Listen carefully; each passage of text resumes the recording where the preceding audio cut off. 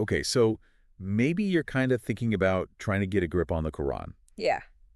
I get it. Like, diving into such a big text can feel, I don't know, daunting. It can be intimidating. Yeah, right. But here's the thing. We're going to, like, break it down together. Yeah. Starting with just some cool facts and figures. Absolutely. That I think will give you a good, like, foundation for understanding it. The Quran is fascinating. Yeah. What's fascinating is that it's not like it's not a chronological narrative like some other religious texts. Okay. So imagine receiving like snapshots of wisdom like over a period of 23 years. 23 years. That's how the Quran was revealed to the Prophet Muhammad. Okay. I'm intrigued now. Yeah. So these snapshots, are those the verses I've heard people talk about? Exactly. Each verse is called an ayah. An ayah. And they're grouped into chapters known as surahs. Surahs. So think of the surahs like different chapters in a book. Each one focuses on particular themes. Okay. And there are 114 of these chapters. 114. Wow, that's quite a collection. It is. Okay, so is there one that stands out like there is in terms of its length? Yes, the longest surah is Al-Baqarah. Al-Baqarah. And it contains 286 verses. 286 verses in one chapter. Yes. It's amazing. Yes. Okay, so what kind of topics do these chapters, these surahs cover?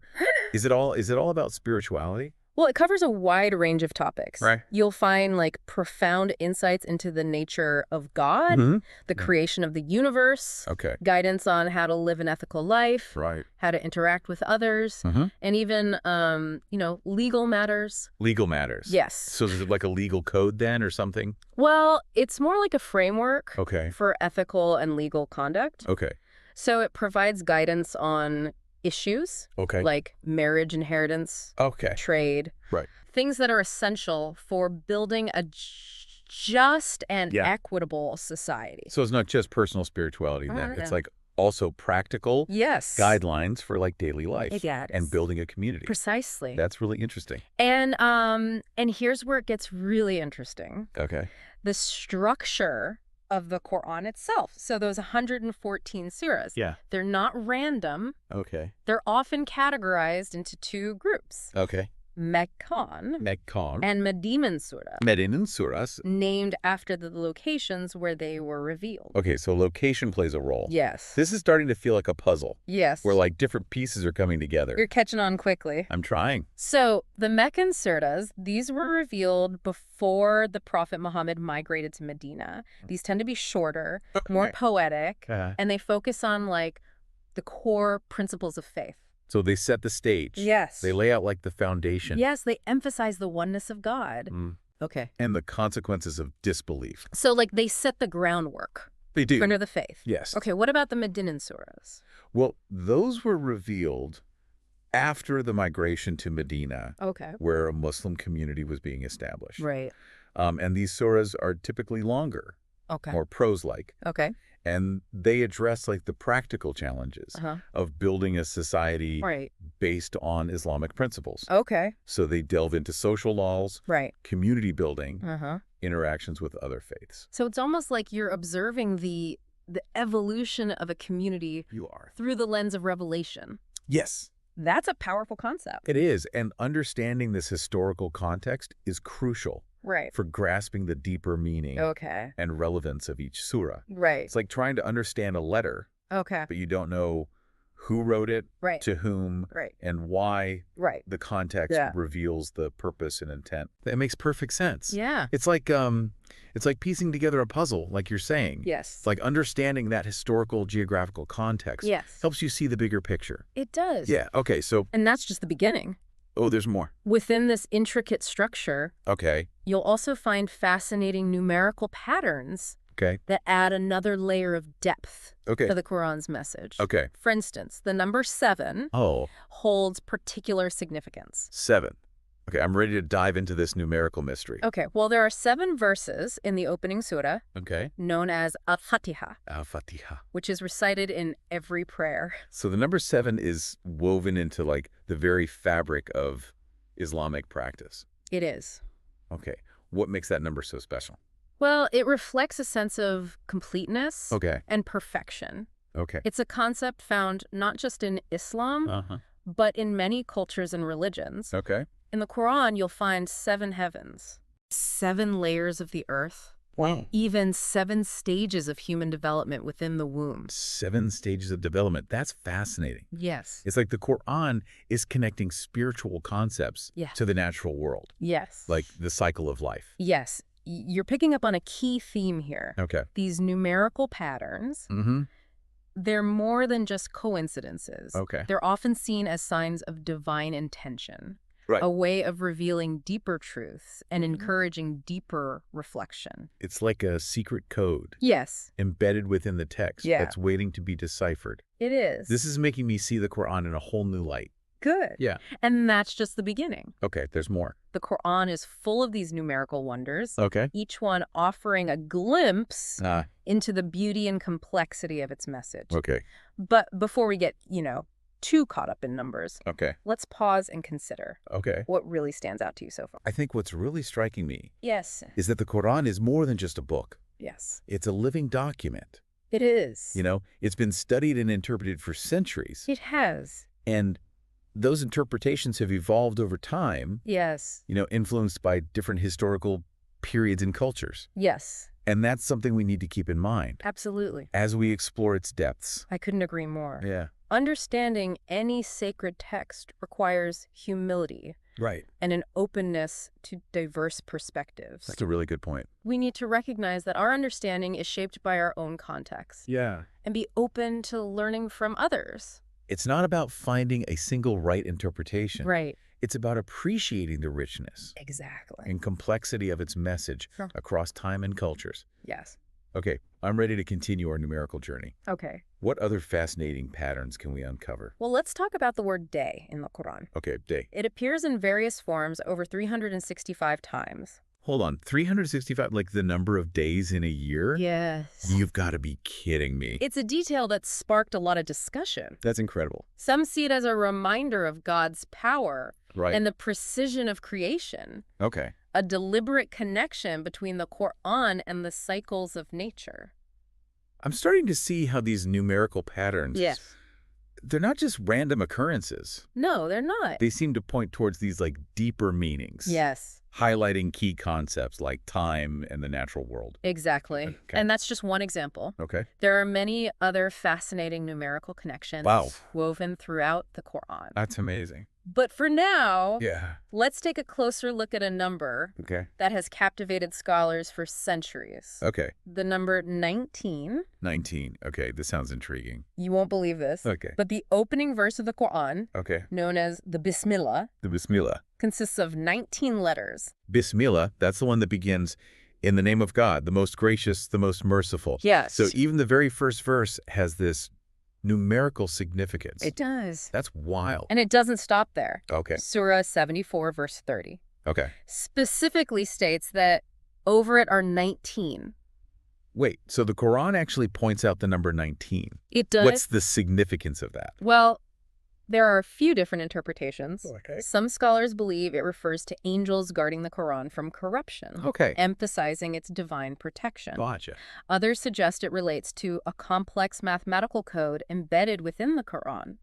So it's like a mystery. Yes. Something that invites us to explore and ponder. Exactly. Yeah. I love that. That's the beauty of the Quran. Yeah. It invites continuous learning and exploration. Yeah. It encourages us to think critically. Yeah. And engage with its multi-layered message. I'm seeing a theme here. Context is key. Yes. Numbers hold significance. Yes. And there's always more to learn. That's exciting. What other cool facts about the Quran do we have? I know, you tell me, I'm ready. Okay, let's talk about the words man and woman. Okay, man and woman, interesting. What about them? They both appear an equal number of times in the Quran. Wait, really? That's fascinating. How many times exactly? I have no idea how many. 24 each. 24 each. That seems incredibly deliberate. What could that signify? Well, it's a detail that stands out. Yeah. And many scholars interpret it as a symbol of equality in the eyes of God, emphasizing the balanced roles men and women play in society.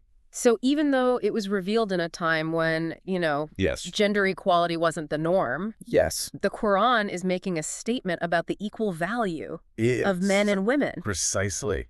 That's incredible. And it's a message that continues to resonate with people today. Yeah. Challenging us to reflect on our own understanding of gender roles and equality. This is really eye-opening. You know, it's amazing how these numerical patterns add like a whole other dimension to the Quran's message. It's like this hidden language. Yes, it is. It reveals deeper truths. It is. This is great. And for those who are really fascinated by this concept, there's a whole field of study dedicated to exploring these patterns. Oh, wow. It's called Quranic numerics. Quranic numerics, that's amazing. I'll definitely have to look into that. Okay. So we've uncovered some incredible insights. We have. About the structure and the numerical patterns of the Quran. Yes. What else can we add to our list of fascinating discoveries? Okay, well, we touched on the significance of the number 7 earlier. Right, but there's even more to explore. Okay, I'm all ears. What else is there to discover about this powerful number? Okay, well, consider this. The Quran describes the creation of the heavens and the earth as happening over 6 days. Okay. With God resting on the 7th. Oh, right. I've heard that story before. It's about the Sabbath, right? Yes, it emphasizes the sacredness of the Sabbath. Right. But it also highlights the concept of completeness and perfection. Okay. Associated with the number 7, the creation was complete, perfect, and worthy of a day of rest and reflection. It's like the number 7 represents divine harmony. You could definitely interpret it that way. Okay. And remember how we talked about the 7 stages of human development within the womb? Yeah. That ties into this idea of completeness as well. It's like the Quran is weaving together spiritual and scientific concepts. It is. In a really fascinating way. It's a reminder that knowledge and understanding can come from multiple sources. Right. And the Quran encourages observation and reflection on the natural world. Okay. It invites us to see the interconnectedness of all things. Okay. I'm officially blown away by the number 7 now. Good. It seems to pop up everywhere. It does. And each time it adds another layer of meaning. It does. This is great. It's like a treasure hunt for hidden wisdom. Yeah. And each number is a clue that leads to a deeper understanding of the Quran. That's amazing. And its message. You know, all these numerical connections have me thinking. What's on your mind? If these numbers hold such significance, yes. Is there a reason why they were incorporated into the Quran? That's a great question. Like, what's the purpose behind it all? And it's a question that scholars have been pondering for centuries. Right. Some believe that these patterns are a form of divine signature. Okay. A way of authenticating the Quran's divine origin. Like a fingerprint of God. Exactly. Embedded within the text. Others suggest that these numerical patterns serve to stimulate intellectual curiosity, encouraging us to think critically and delve deeper into the Quran's message. So it's not just about taking the words at face value? No. It's about engaging with the text on multiple levels. Yes. Searching for that, deeper meaning and understanding. Absolutely. It's about recognizing the beauty and complexity of the Quran. Right. Understanding that it's a text that continues to reveal new depths of meaning to those who seek them. This is making me realize that there's so much more to the Quran than I ever imagined. And we've only just scratched the surface. Wow. There's an entire universe of knowledge and interpretation waiting to be explored. Wow, that's amazing. But for now, let's shift our focus to... But for now, let's shift our focus to another fascinating numerical pattern that reveals a deeper message about the nature of time. Okay, I'm all ears. What's the connection between the Quran and time? Well, remember how we talked about the word day appearing 365 times? Right, like the number of days in a year? That was mind-blowing. Exactly. Well, it turns out the word month also holds a numerical significance. Okay, I'm on the edge of my seat here. Tell me, how many times does month appear? It appears 12 times. No way, like the number of months in a year. Seriously. It's almost too perfect to be a coincidence, isn't it? It really is. It's like the Quran is deliberately drawing a connection between its message and like the cyclical nature of time, the way we experience life. Many scholars believe that these numerical patterns are meant to ground spiritual principles in the reality of human experience. Yeah. We live our lives within these cycles of time, and the Quran seems to acknowledge and embrace that. It makes these ancient teachings feel more relatable, more connected to our everyday lives. It's like these numbers are a bridge between the spiritual and the physical world. That's a beautiful way to put it. Thank you. It's about recognizing that the Quran isn't just a collection of abstract ideas. Right. It's a guide for living a meaningful life within the framework of time and creation. So we've got days, months, What other time-related connections can we find in the Quran? Well, we can't forget about the fact that the Quran itself was revealed over a period of 23 years. That's right. It wasn't delivered all at once, but gradually over time. What's the significance of that 23-year period? It's a reminder that understanding and implementing divine guidance is a process, a journey that unfolds over time. Right. The Quran acknowledges that societies evolve, circumstances change, and new challenges arise. So it's not about instant transformation, but about like a gradual unfolding of wisdom and understanding. Exactly. It's about embracing the journey, recognizing that spiritual growth and social progress take time and effort. I'm beginning to see how the Quran encourages patience, perseverance, and a deep understanding of the interconnectedness of time and human experience. Am I getting it? Awesome. And this understanding of time is further emphasized by the structure of the Quran itself. Okay. Remember those Meccan and Medinan surahs we talked about? Right. The Meccan surahs laying the foundation and the Medinan surahs providing guidance for the growing community. Exactly. That progression, that evolution of focus reflects a deep understanding of how communities develop and mature over time. It's like the Quran is a mirror, reflecting the journey of a community as it navigates the challenges and triumphs of establishing a society based on faith. It is, and that's why understanding the historical context of each surah is so vital. Right. It allows us to appreciate the nuances of the Quran's message. Okay. How it addresses specific needs and challenges at different points in time.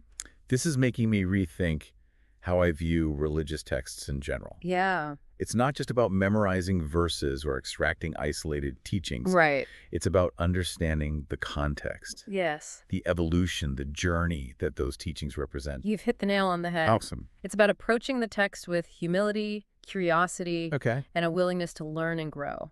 This deep dive has been an incredible journey so far, and I'm excited to see what other insights we can uncover. Well, before we move on, let's pause and consider this. Okay. We've been exploring the Quran's emphasis on time, right? But it also highlights the importance of balance. Balance. Okay, I'm intrigued. Tell me more. Well, consider this. Okay. Remember how the words man and woman appear an equal number of times? Yes, 24 times each. That really stood out to me. Exactly. That numerical balance points to a deeper message about the equal value and importance of both genders in the eyes of God. So it's not just about time then? No. It's about balance and harmony within creation. Yes. Between genders, between different aspects of life. You're absolutely right. Okay. The Quran emphasizes the importance of maintaining a delicate balance in all things, recognizing the interconnectedness of creation and the vital roles that different elements play. That's a powerful concept, and it really resonates with me.